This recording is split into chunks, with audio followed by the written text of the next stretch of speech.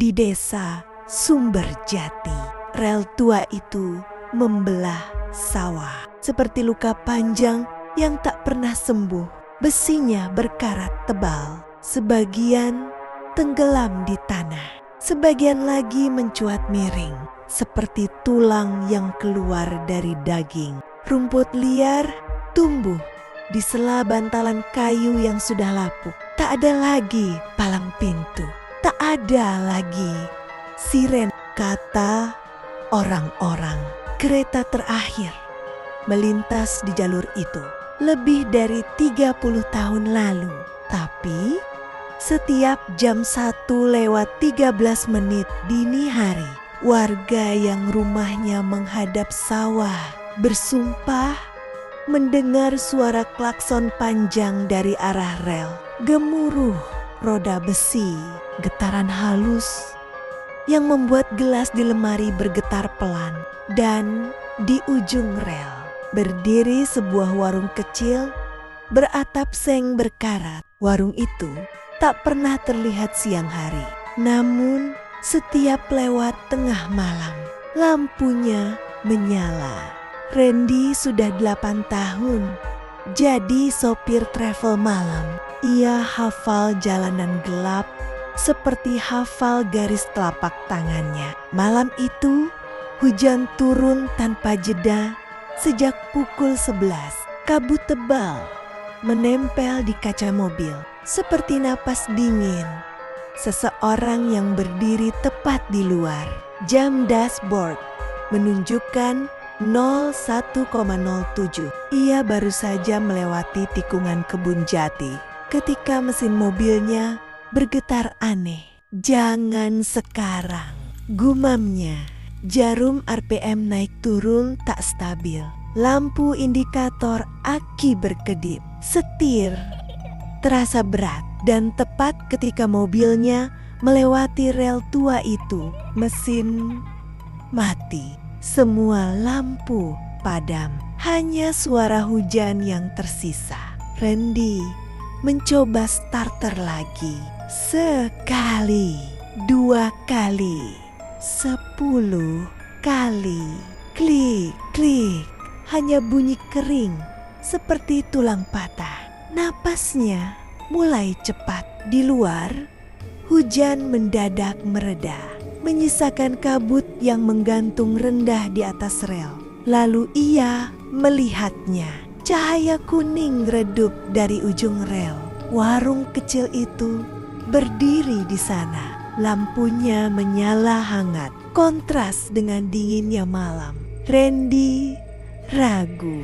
Ia sering dengar cerita tentang tempat ini, tapi ia tak pernah percaya. Logikanya berkata, itu cuman warung biasa. Ia turun dari mobil. Udara terasa aneh. Dinginnya bukan seperti udara pegunungan, tapi seperti menyentuh dinding lemari pendingin dari dalam. Langkahnya berat ketika menginjak kerikil basah. Semakin dekat, semakin jelas terlihat sosok perempuan tua duduk di balik meja kayu. Rambutnya panjang keabu-abuan, terurai rapi. Wajahnya keriput, tapi kulitnya terlalu pucat. Matanya kecil dan hitam pekat, bukan coklat, bukan abu, tapi hitam seperti lubang. Masuklah, nak, katanya pelan. Sebelum Randy sempat menyapa, suaranya serak, halus, seperti daun kering digesekkan.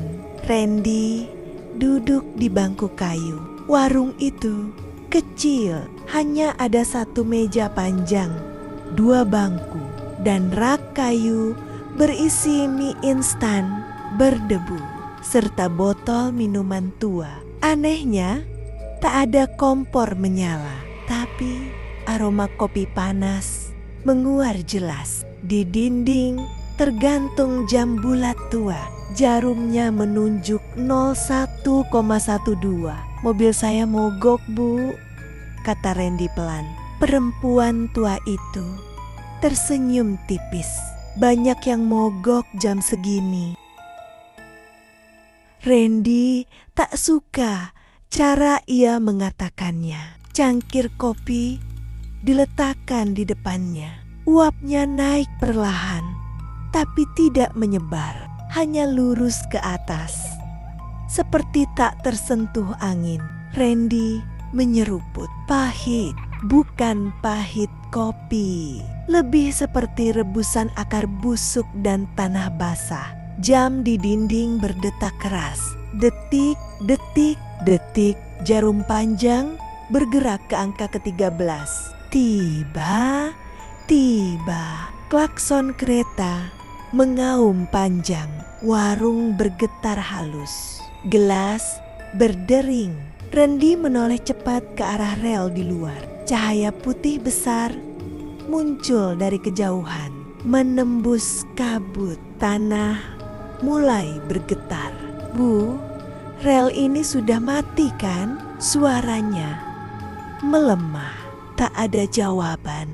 Ia menoleh kembali. Perempuan tua itu sudah berdiri tepat di sampingnya. Padahal tadi duduk di seberang meja. Jarak wajah mereka hanya beberapa senti. Kulitnya tampak lebih pucat dari sebelumnya. Urat-urat biru samar terlihat di bawah permukaan. Tidak semua yang mati berhenti berjalan. Bisiknya gemuruh semakin keras. Randy berdiri panik. Mobil saya di atas rel. Ia berlari keluar. Hujan berhenti seketika. Langit sunyi, rel kosong. Tak ada cahaya, tak ada kereta, hanya kabut tipis. Napasnya tersengal. Ia menoleh ke belakang. Warung itu tidak ada, hanya tanah kosong dan rumput liar. Jantungnya serasa jatuh ke perut. Tiba-tiba tanah di bawah kakinya bergetar lebih keras dari sebelumnya. Suara roda besi menggerus rel terdengar jelas. Dan kali ini cahaya muncul tepat di depannya. Lokomotif tua hitam berkarat meluncur keluar dari kabut seperti menembus dimensi lain. Tanpa percikan api, tanpa suara gesekan nyata, hanya gemuruh rendah yang terasa di dalam dada. Di jendela-jendela gerbong, wajah-wajah pucat menempel di kaca. Mata kosong, mulut terbuka seperti berteriak tanpa suara. Beberapa wajah retak seperti porselen pecah. Beberapa tidak punya hidung. Beberapa hanya bayangan hitam. Kereta berhenti tepat di depan Randy. Pintu salah satu gerbong terbuka perlahan dengan suara berderit panjang. Di dalamnya, lampu kuning redup menyala dan di ambang pintu, perempuan tua itu berdiri lagi. Kini wajahnya berubah. Kulitnya meregang seperti lilin meleleh.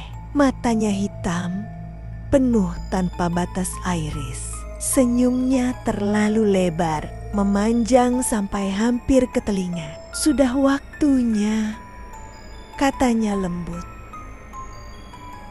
Tangan-tangan pucat muncul dari dalam gerbong. Panjang, kurus, ujung jarinya runcing seperti kuku logam. Mereka melambai pelan, memanggil.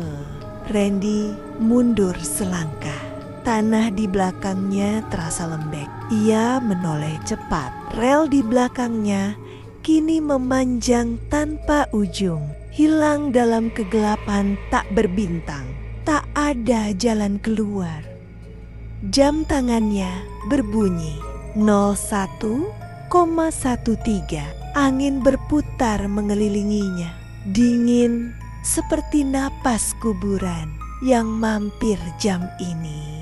Jadi penumpang tetap, bisik perempuan itu. Tiba-tiba dari dalam gerbong terdengar suara bisikan banyak orang sekaligus. Masuk, masuk, masuk. Suara mereka tidak berasal dari mulut, tapi dari dalam kepala Randy. Tangan-tangan itu meraih lengannya, dingin seperti es. Kulitnya terasa terbakar beku. Randy menjerit dan menjatuhkan diri ke samping rel. Kereta melaju tepat saat tubuhnya menyentuh tanah. Anginnya menyayat kulit wajahnya. Wajah-wajah di jendela menoleh serempak menatapnya saat melintas. Salah satu wajah adalah wajahnya sendiri. Pucat, mata kosong, mulut terbuka tanpa suara. Kereta menghilang menembus kabut. Sunyi kembali. Hanya rel berkarat, sawah gelap, dan suara jangkrik yang perlahan kembali terdengar. Jam tangannya berubah ke 01,14. Mobilnya menyala sendiri. Mesin halus seolah tak pernah mati. Pagi harinya, warga menemukan bekas sepatu Randy di tanah dekat rel. Namun di sampingnya ada jejak kaki lain. Puluhan mengarah ke rel dan berhenti tepat di atas besi. Tak ada jejak kembali. Sejak malam itu, Randy tak pernah melewati jalur tersebut. Tapi setiap jam 1:13 dini hari, ia selalu terbangun, mendengar klakson panjang tepat di telinganya. Kadang ia mencium bau besi karat dan asap. Kadang ia melihat pantulan gerbong tua melintas di kaca jendelanya. Dan yang paling membuatnya tak pernah bisa tidur nyenyak lagi, di setiap mimpi ia selalu berdiri di dalam gerbong, mengetuk kaca dari dalam, menatap seseorang yang berdiri di luar rel. Seseorang yang wajahnya persis seperti dirinya sekarang. Dan di ujung gerbong, perempuan tua itu berdiri tersenyum, menunggu jam 1:13 berikutnya.